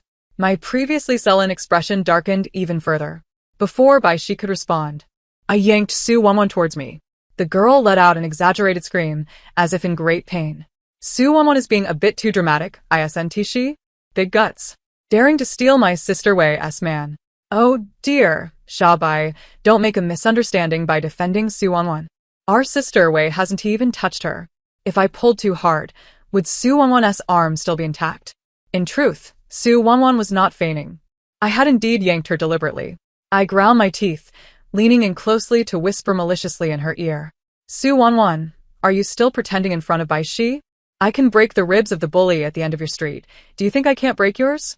The courtyard fell into a profound silence.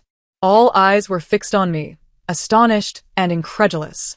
Even the maids sweeping the floor paused, wide-eyed, as if they had heard something extraordinary. The system screamed, What the heck? The comment section exploded. I'm going straight for it. Sister Wei, the male lead Gu Jian is still here. How can you be so bold? I love this dark twist. Su Wanwan's face turned pale. I tightened my grip on her arm slightly. With a shriek, Su Wanwan's face blanched, and she immediately cast a pleading glance at Gu Jian and Bai Shi. Who are you looking at? I warn you, he is mine. Stay at least 2 meters away from him. You are not to touch Xiao Bai, understood? Su Wanwan looked at me, wide-eyed with fear, nodding vigorously. Bai Shi staggered slightly, turning away from everyone. System. Shiga, you're blushing. Bai Shi immediately covered his face, silently screaming. I'm just hot. The butler and the maids exchanged glances at Gu Jian. The young man stood silently at the center, his dark eyes deep and enigmatic, like a specter. The lush greenery nearby cast shadows that obscured half his face, yet the smile remained on his lips. In the garden, incense burned everywhere, with the chess room imbued with the richest fragrance. Every inch of the Hainan yellow rosewood was permeated with this aroma. I surmised that Gu Jian's birth chart favored water and wood. The atmosphere indoors grew somewhat stagnant, devoid of the warmth brought by 2 little suns. With Bai Shi gone, I felt no need to maintain my final facade. I reclined casually, resting my arm on the armrest, coldly regarding Gu Jian. My tongue rolled over a subtle malice and wariness. Young Master Gu, what do you mean by this? 666. Sister Wei is no longer playing along. Is this a standoff? Welcome to the showdown between the noble scion at the pyramid's peak and the local ruffian from the slums. Sister Wei, had you acted like this earlier, the little brother would never have dared to insult you. You're not the malicious female antagonist. You're clearly the male lead facing the great villain. Gu Jian, however, showed no signs of anger. Rather, his dark eyes gleamed with amusement. So this is your true self? The young man lowered his gaze, a faint smile playing on his lips. How intriguing. I rolled my eyes and asked, So that pair of parents found you, did they? Gu Jian drummed his fingers on the chessboard, lazily lifting his gaze. How surprising. Such lowly insects managed to raise someone like you. I remained unperturbed. Did they come asking for money? You seem quite familiar with them. In just 2 months of knowing me, your estranged parents, like pests, have come crawling back. At that moment, I genuinely believed you were in cahoots. However, since they've come to my door, they are guests. Uncle Zhao personally entertained them and sent them off with money several times. I couldn't help but frown. You actually gave them money? You should have had them thrown out. I thought you would be grateful. Otherwise, they would have found you long ago. Gu Jian's eyes sparkled with interest. Though they are bothersome, you are quite fascinating. To have driven them off with a single blow would have been rather dull. Wouldn't it? Or do you wish to resolve this once and for all? Otherwise, they might take you to court later. And you would still have to provide the minimum support for those blood-sucking leeches. My brows furrowed. What are your terms? A game of chess? If you win, you can have whatever you desire. And if I lose? Gu Jian leaned back thoughtfully, suddenly raising a finger. Then you must surrender this to me. My expression shifted, and I stood up, devoid of any emotion. Those 2 lives are hardly worth my own. Gu Jian nodded. Then let us raise the stakes. The principle remains the same. His fingers deftly adjusted. I followed his gesture, my gaze landing on the imperial green jade adorning his chest. I had previously inquired about its market value, and even 8 figures would scarcely suffice. It was at least a modest target. I instantly leaned back. 2 gamblers. Gu Jian pressed a button at the side, and the black jade chess box slowly ascended before me. In this round, my oversight has cost me. Thus, you shall take the first move. Please. Soon. Bai Shi and the others arrived in less than half an hour. The segment at the ancestral hall was thrilling. The supernatural was indeed a mere fabrication. Master Bai is quite the professional, extracting the butler's confessions with just a few probing words. Little Bai initially thought it was a ruse, but upon realizing it was a false alarm, he hurried over, fearing for Sister Wei's safety. Over a dozen bodyguards couldn't catch up. Ha! Gu Jian addressed the outside. Let them in. As Bai Shi pushed the door open, he was met with this scene. Shadows of trees dancing in the breeze. A spacious and desolate 3-story, luxurious Chinese residence. At the center, the chess table hosted 2 individuals, their expressions as tranquil as still water. Yet, the chessboard bore witness to a fierce contest, the intent to kill palpable. The comments flooded in, praising me mindlessly. However, the true familiarity I held with Gu Jian tightened my brow. He was letting me win. Upon hearing a sound and lifting my gaze, I caught sight of Bai Shi. Momentarily frozen, about to smile at me as his companion, Su Wanwan, collided with him from behind, unable to halt her momentum. My fingers, gripping the black jade, stiffened. Bai Shi, startled, instinctively took a step back. Su Wanwan covered her head, squatting down in tears, while Bai Shi rushed to assist her. Are you all right? Su Wanwan grasped his hand, assuring him she was fine as she stood up. Snap. Oh no. Sister Wei just crushed the chess piece in her hand. Bai Shi, Denza. Su Wanwan, Danyer. The entire room was startled by the commotion from my hand. Bai Shi abruptly released Su Wanwan's hand. Su Wanwan. Now dazed, quickly hid behind a bodyguard in terror. Gu Jian's pupils quivered, and I offered him a polite smile. I apologize, I shall compensate. I then nonchalantly replaced the piece. Moments later, Bai Shi stealthily approached from behind, peering over my shoulder at the chessboard. I remained unfazed, until the final piece sealed off all retreat routes for the white pieces. Gu Jian resumed his smile. I concede. I will address the matters concerning your parents. Then, regarding our wager, you have won, and you shall receive it now. That. Gu Jian followed my finger, glancing down at the imperial green hanging around his neck. He looked at me in surprise, chuckling lightly. This? I meant. I interrupted. No, let it go. Let's consider the chess piece I inadvertently broke as the wager. Of course.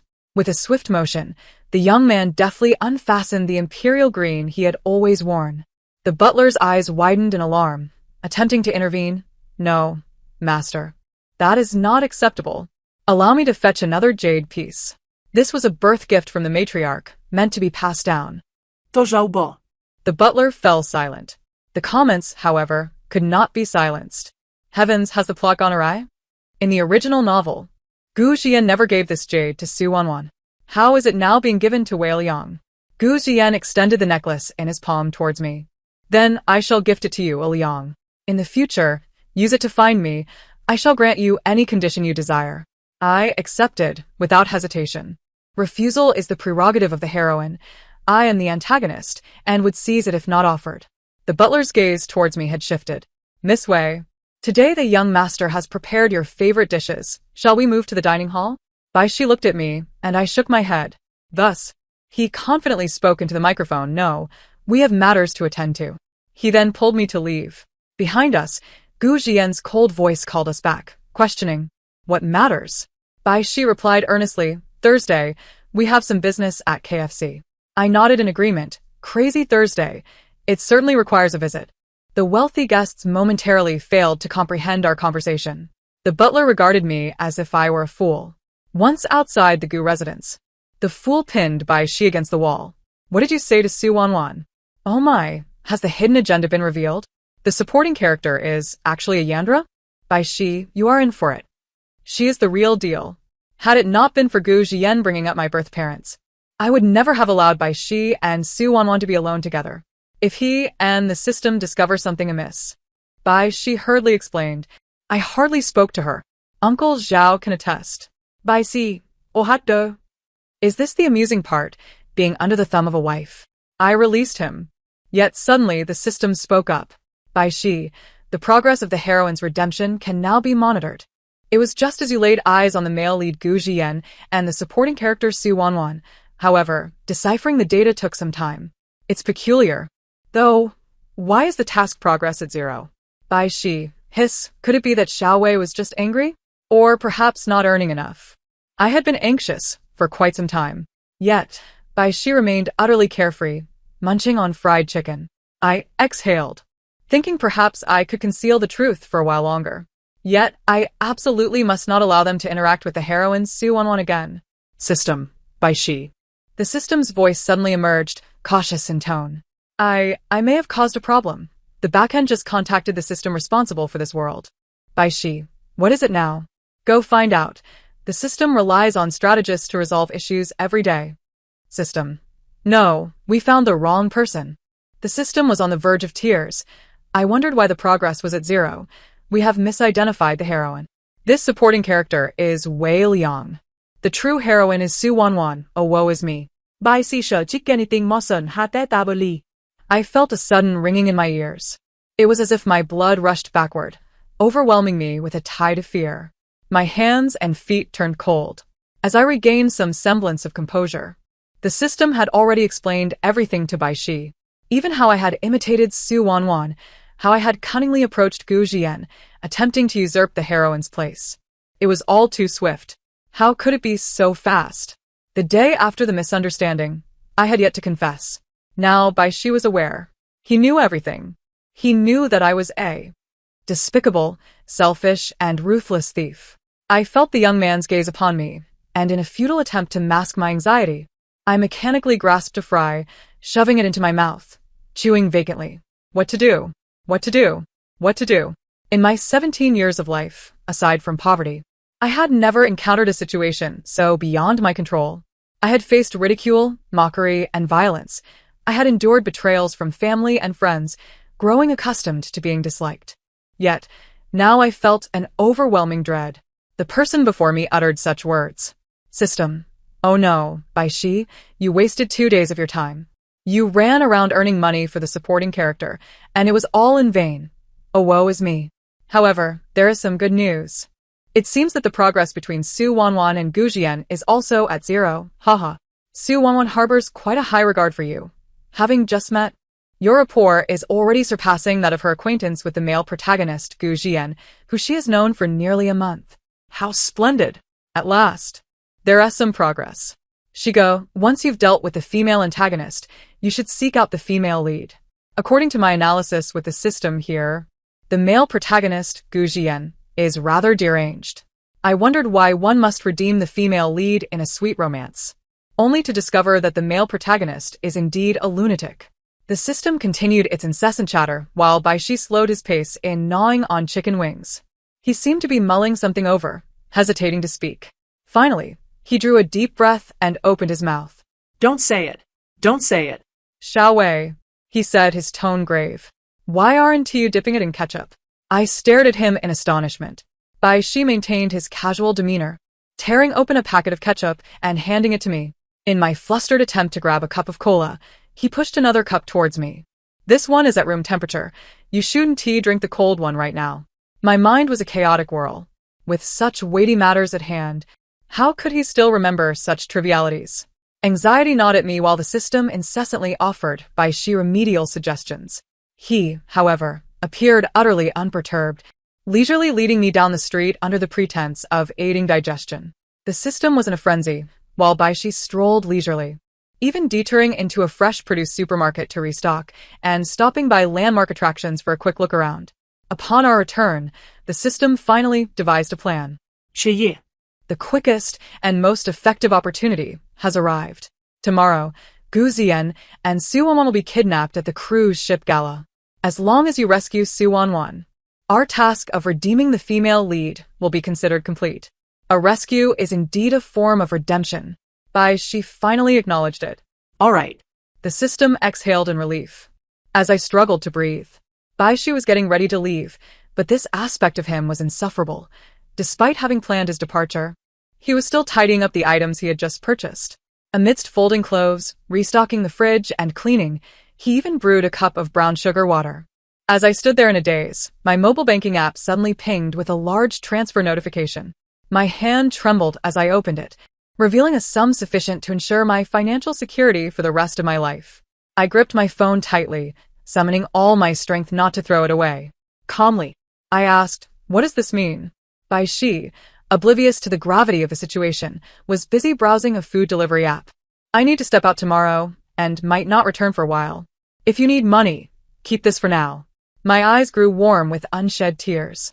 Baishi would not be coming back. He had given me all the money from Boss Wang and the Gu family. Before everyone discarded me as a burden, they had all attempted to placate me with money. My mother, relatives, everyone. I excused myself, claiming to feel unwell, and retreated to my room. The visages of those people flashed before me. Disdain, loathing, fear. They twisted into grotesque monsters. In the previous moment, it was the fists of a drunken man that fell upon me, causing me to curl up in a corner. Witnessing a woman being beaten while serving him the meal she had prepared.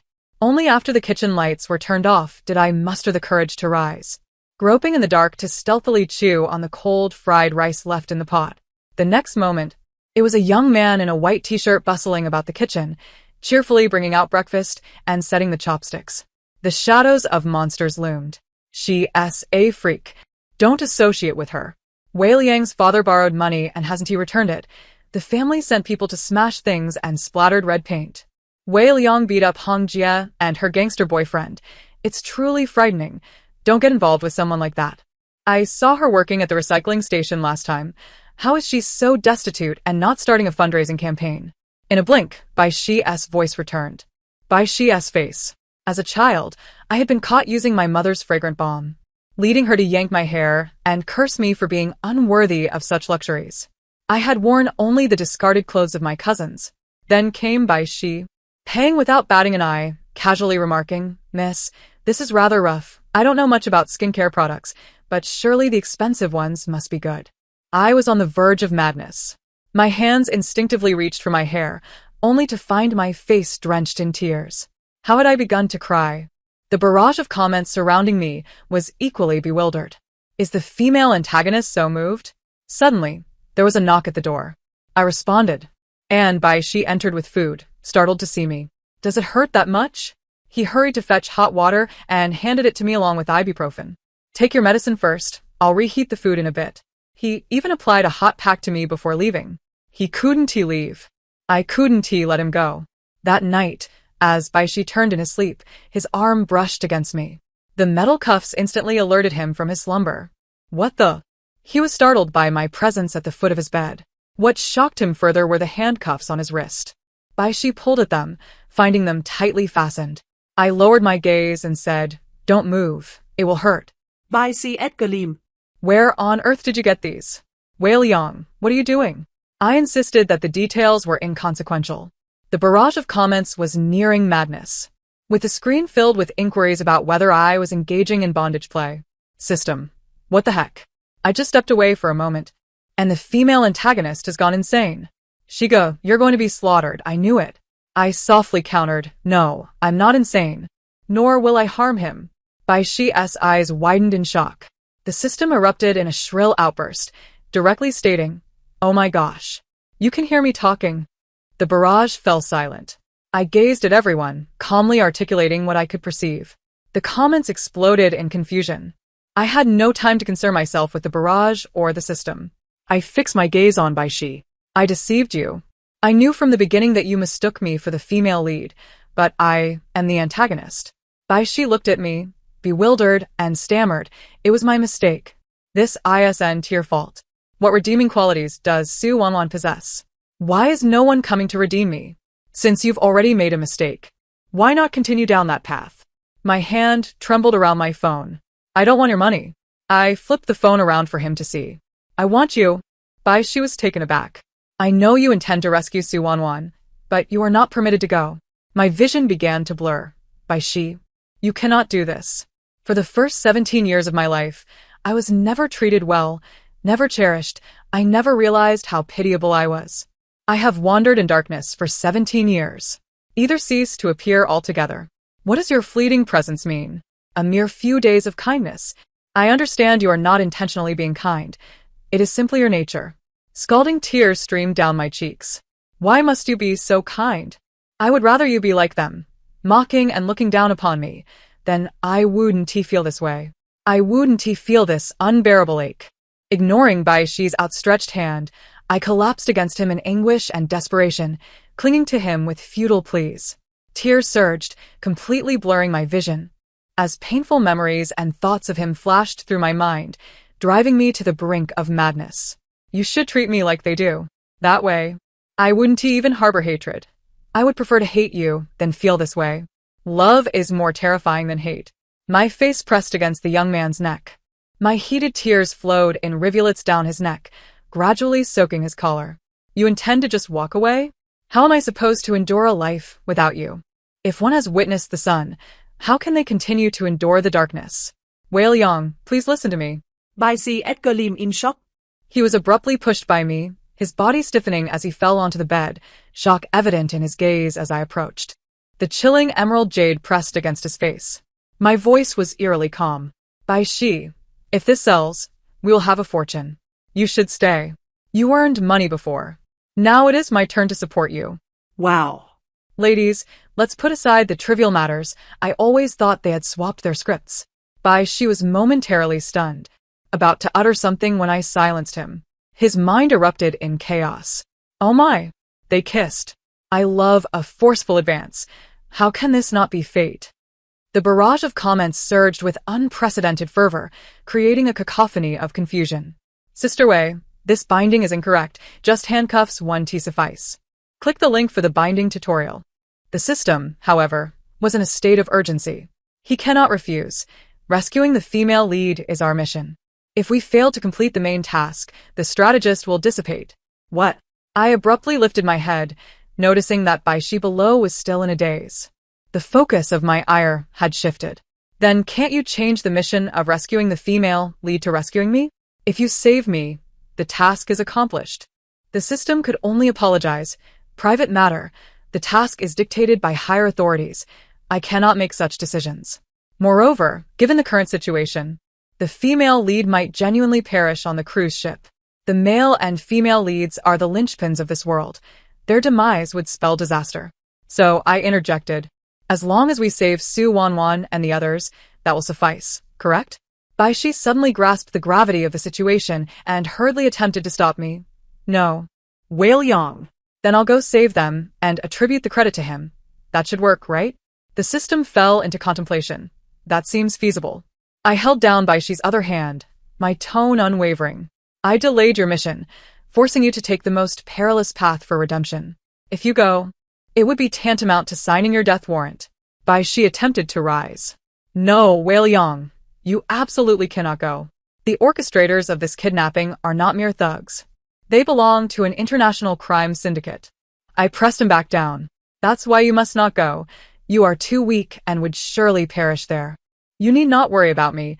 Just consult the system and the barrage, and you'll discover that I, Wei Liang, am the greatest villain in this world.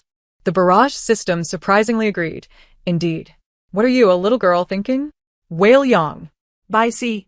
I gazed deeply into his eyes before swiftly covering his mouth and nose with a towel I had prepared long ago. Where did you get that anesthetic? Just sleep for a while. Baishi, I whispered to him. Sleep, and when you awaken, everything will be resolved. I just want to ask you one last thing. After you complete your mission, will you have time to accompany me? Bai Shi's eyes reddened. His sobs were muffled beneath the towel. Wei Liang. Don't do anything foolish. He collapsed. It was my fault. Had they not mistaken him for someone else, the mission to redeem the female lead, Su Wanwan, could have been completed days ago. There would have been no need for him to risk himself for others. The kidnappers would not heed superstitions. Sorcerers are fragile. But I am different. If I go, there remains a glimmer of hope. I released the handcuffs from the bedpost and stared at the unconscious figure on the bed for a long while. System, send me the task. Before boarding the ship, I contacted the police. The cruise was filled with dignitaries. We could not alert the kidnappers.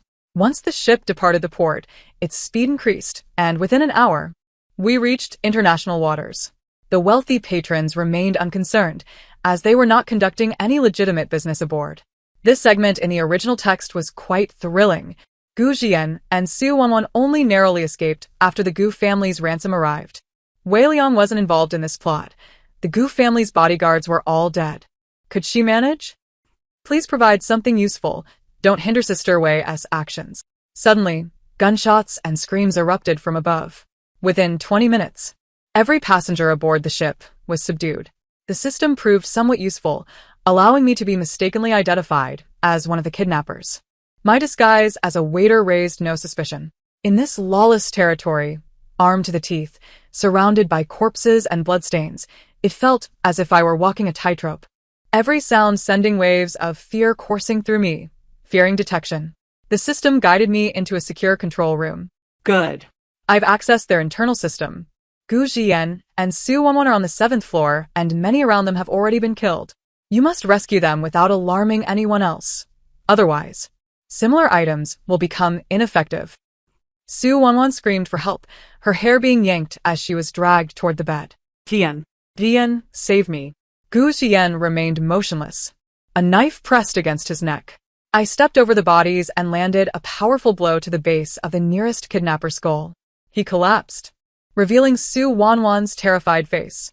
Before she could utter a word, the knife at Gu Jian's neck moved. The blade flew away. The man, clutching his severed hand, had not yet begun to howl when I seized him by the collar and slammed him hard against the wall. He quickly fell silent. I knew Sister Wei wouldn't let Bai Shi come. Truly, the great villain. Su Wanwan gasped for breath, crawling to my side as if she had been granted a second chance at life.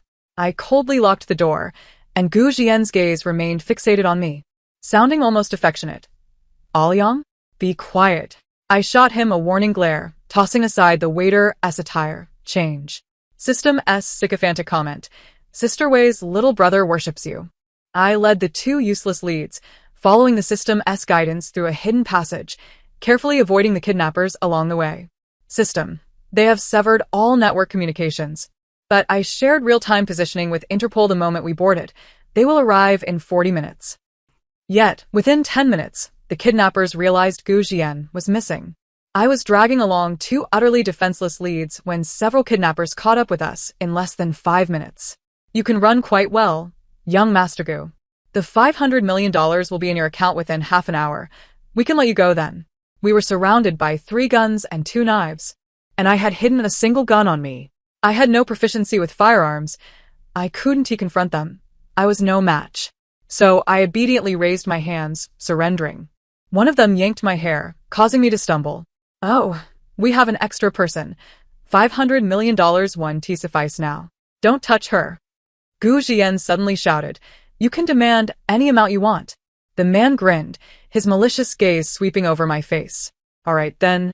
Suddenly, a powerful force surged forward, propelling me 10 meters away, right into the stairwell. I quickly ducked inside, glancing up to find that no one was paying me any mind. A figure in white swiftly engaged with the kidnappers. In just a few moves, he disarmed them, sending their weapons flying.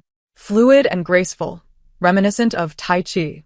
In mere moments, both men and weapons were sent crashing through the glass, plummeting into the sea. Bai Shi. The barrage erupted in disbelief. What the heck? Bai Shi ceased his actions and turned toward me, his expression suddenly sharp.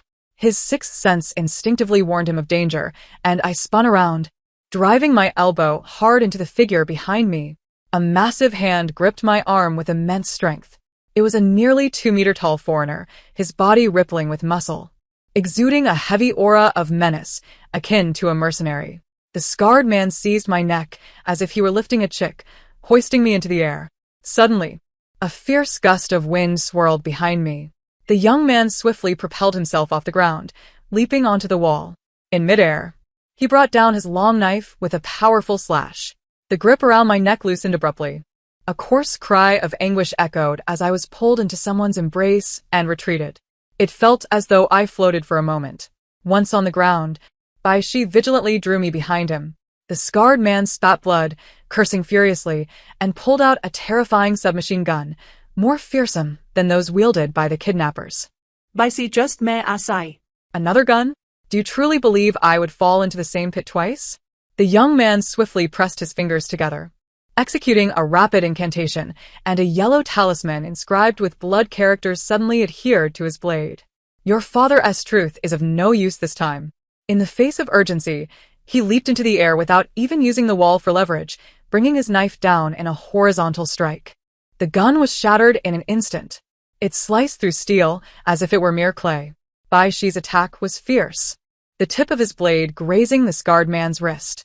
The man trembled as if the tendons in his hand had been severed, fear evident in his wide eyes. Then, with a swift movement, the young man pulled him in, sending him tumbling down the stairs and crashing through the glass into the sea. We three stood in stunned silence as he dealt with the remaining loose ends. He showed mercy, sparing them from death, yet ensured they were thrown into the sea to eliminate any chance of retaliation. It's fine, the police will arrive soon. Let us move. Baishi led the way, Clearing the area. My heart raced, and I could not help but ask, you clearly could have fought back. Why didn't you? Baishi stumbled slightly. You used anesthetics, and I only act in self-defense when in danger. And you are simply too reckless. If I had arrived even a moment later, you would have lost your life. Can't you discuss such matters with me next time? Baishi dispatched foes as effortlessly as chopping vegetables, overwhelming me with admiration. His grip on me was firm as he moved swiftly. We burst into the control room, and once he had dealt with those inside and thrown them into the sea, we momentarily found safety. There were still 15 minutes until rescue arrived. The four of us leaned against the alloy door, collectively exhaling in relief. Suddenly, the system spoke. Baishi, you have 15 minutes remaining. That is sufficient. Bayon se abruptly approached Subangwan. Misu. Subangwan looked startled. Eh? In the next moment, she felt a sharp pain at the back of her neck and collapsed. Baishi, with an unreadable expression, dragged her to the center of the room, and I followed. Puzzled, he turned to me suddenly, pointing to a spot. In a gentle tone, he instructed, Xiao Wei, sit cross-legged there, and no matter what happens, do not move. Bewildered, I trusted him and complied. Baishi produced a brush from who knows where, positioning Su Wanwan carefully, then knelt on the ground, focused intently on drawing something. It vaguely resembled a formation. Wei Liang, I discerned your fate when I knew your birth details and cast a divination. Your destiny is misaligned, and your fortune is peculiar. As he painted with vermilion, he continued, when I lost consciousness, my sister managed to contact me. I have yet to tell you, she is the primary system, and I am here to assist. She revealed that Su Wanwan tampered with your fate using the system, evading the world's core. You are the true protagonist of this world. You were supposed to encounter Gu Jian much earlier.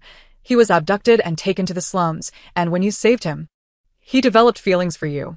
The bullet comments you see are one of the consequences of her altering the main storyline. The second consequence is our appearance. To be honest, at this point, I found little that I could not accept. I inquired, then why did you knock her out and draw the formation? Because if I didn't incapacitate her, the system would likely possess her and retaliate, which would be quite troublesome. She completed all the intricate patterns and talismans. Wei Liang, I will help you revert it. He straightened, sitting at the last pivotal point of the formation. Shi looked at Gu Jian. You must protect her. She cannot leave the focal point. If anything goes awry, she will. Gu Jian replied, I understand. Suddenly, the lights in the control room extinguished, plunging us into darkness.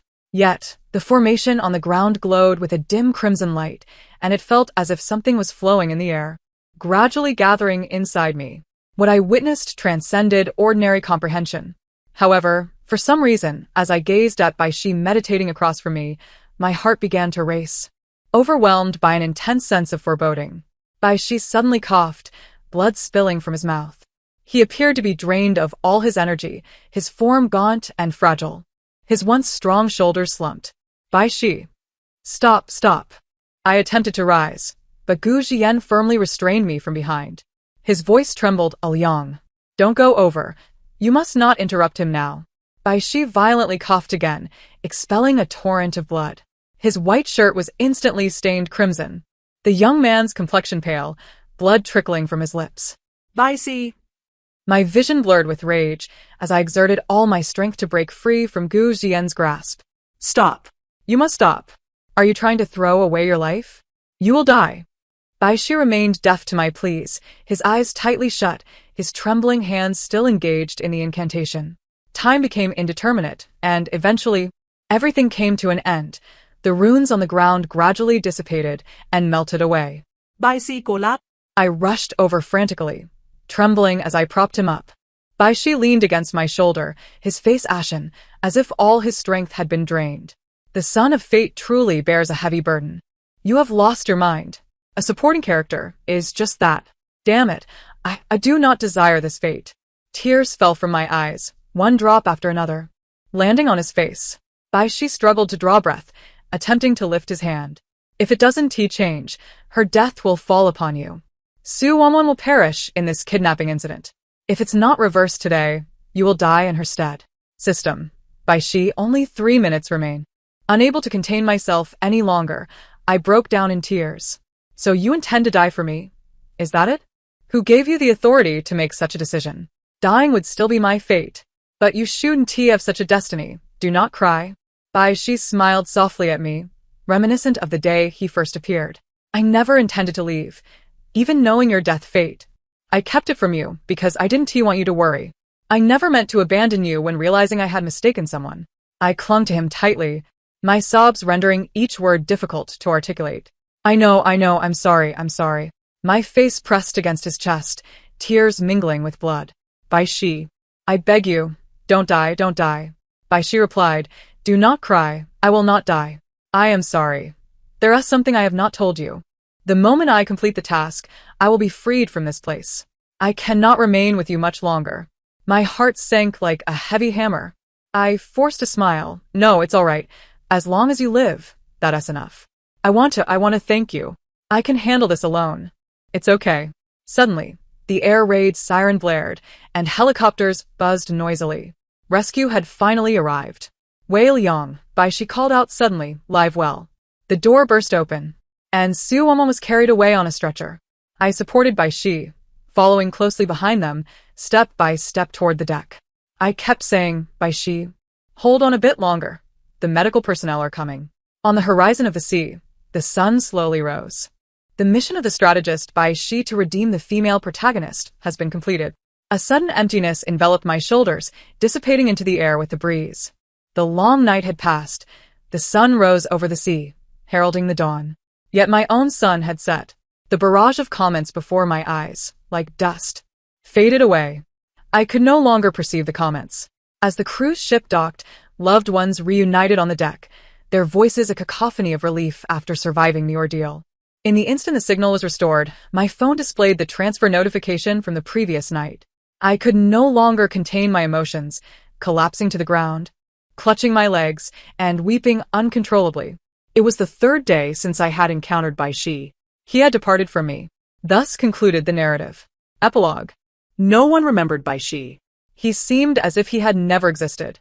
The money in my mobile banking transformed into a lottery prize.